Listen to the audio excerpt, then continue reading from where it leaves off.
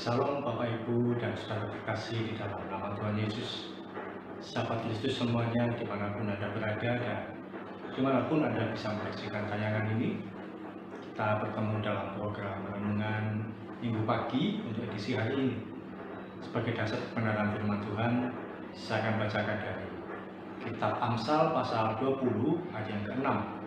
Amsal 20 ayat 6, firman Tuhan berkata, banyak orang menyebut diri baik hati, tetapi orang yang setia, siapakah menemukannya?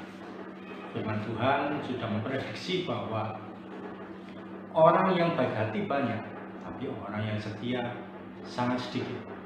Firman Tuhan sudah membuat gambaran tentang kesetiaan itu akan susah untuk didapatkan. Jauh sebelum kita berpikir tentang kesetiaan itu, jauh sebelum banyak orang mempunyai pendapat atau membicarakan tentang kesetiaan, firman Tuhan sudah mempunyai perkiraan, sudah mempunyai ramalan, sudah mempunyai pandangan jauh ke depan bahwa orang yang setia itu akan sulit ditemukan. Orang baik hati banyak.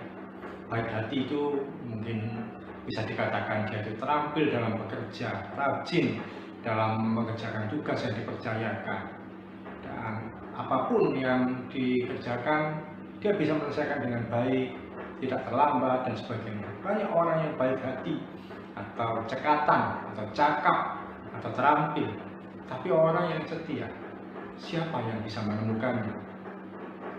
Kata setia dalam bahasa Inggris, saya mendapatkan sebuah pengertian yang bagus sekali, yaitu faithful. Setia di dalam Alkitab diterjemahkan dengan kata faithful. Kalau boleh dikupas atau secara plesetan di kata-kata ini dipisahkan, kita akan mendapati dua kata, yaitu faith dan full. Faith itu iman, full itu saya memiliki pengertian penuh. Artinya apa? Kesetiaan itu hanya bisa dikerjakan dengan iman yang penuh. Dalam pengertian yang sekarang adalah komitmen. Jadi kalau orang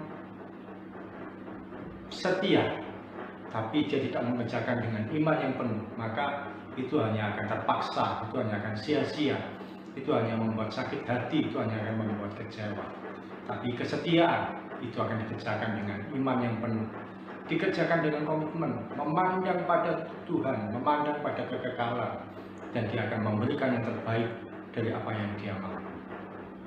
Orang yang setia, dia akan mengerjakan dengan iman yang penuh, dia akan mengerjakan dengan komitmen, sehingga apapun yang terjadi, situasi apapun yang terjadi, dia tidak akan kehilangan kesetiaan itu. Kita tahu Raja Daud, sebelum dia menjadi raja, Daud adalah seorang anak kecil, penggembala domba. Yang domba yang dia gembalakan hanya 2 atau 3 ekor. Cuma sedikit, tidak banyak, 3 ekor, tapi dia kerjakan dengan setia. Dia mengembalakan domba-domba itu dengan setia. Dan satu kali Nabi Samuel datang untuk mengurapi dia, pengurapan sebagai seorang raja, walaupun saat itu raja yang berkuasa yaitu Saul masih hidup. Nabi Samuel mengurapi Daud untuk menjadi raja. Tapi sayang sekali, setelah dia diurapi, dia tidak langsung menjabat raja, dia tidak langsung bertahta sebagai raja. Dia harus masih mengalami banyak proses. Dia harus masuk ke gua-gua, dia harus dikejar-kejar oleh Raja Saul, dia harus berpura-pura gila di negeri orang Filistin, dia harus bertemu dengan orang-orang buangan dan sebagainya. Kehidupannya tidak pernah nyaman. Dan Alkitab mencatat dia menjadi raja umur 30. Butuh waktu belasan tahun, kurang lebih 13 tahun, sampai akhirnya dia menjadi raja. Tapi dalam masa-masa proses itu, dia setia kepada Tuhan. Dia tidak kehilangan pandangannya pada Tuhan. Dia setia terhadap apapun yang dipercayakan kepadanya, meskipun di dalam dirinya sudah diurapi sebagai seorang raja. Dia setia ketika dia harus menjadi pemain kecapi di istana raja. Dia setia tidak mengambil langkah membunuh Raja Saul yang saat itu sedang tidur di depannya ketika Daud berhasil masuk menyelusup ke perkemahan Raja Saul dan pasukan. Daud setia dengan proses yang ada di dalam dirinya. Daud setia dengan proses hidup yang dia alami. Ketika kita mengalami proses demi proses, ketika kita mengalami tekanan demi tekanan, ketika kita mengalami situasi yang tidak menyenangkan, apakah kita masih bisa setia kepada Tuhan? Atau kita berpaling dari Tuhan dan berkata, sudah stop Tuhan, saya nggak akan lagi melayani Engkau, sudah stop, saya nggak usah Kristen, sudahlah stop, buat apa ikut Tuhan, doa saya nggak pernah dijawab, doa saya nggak pernah dikabulkan sama Tuhan, saya utang sekian banyak, Tuhan nggak pernah nolong saya sakit nggak sembuh-sembuh, saya berdoa untuk supaya dapat pasangan hidup, tapi satu usia saya sekian Tuhan nggak memberi, sudah saya stop, nggak akan lagi ikut Tuhan. Apakah demikian? Orang yang setia, hatinya tidak akan berubah oleh apa dan siapapun juga. Dia tidak akan berubah pandangan, dia tidak akan berbeda haluan, dia tidak akan mengubahkan cara pemikirannya. Dia tetap mengarahkan diri kepada Tuhan. Orang yang setia, dia tetap akan berani berjalan sekalipun situasi tidak menyenangkan.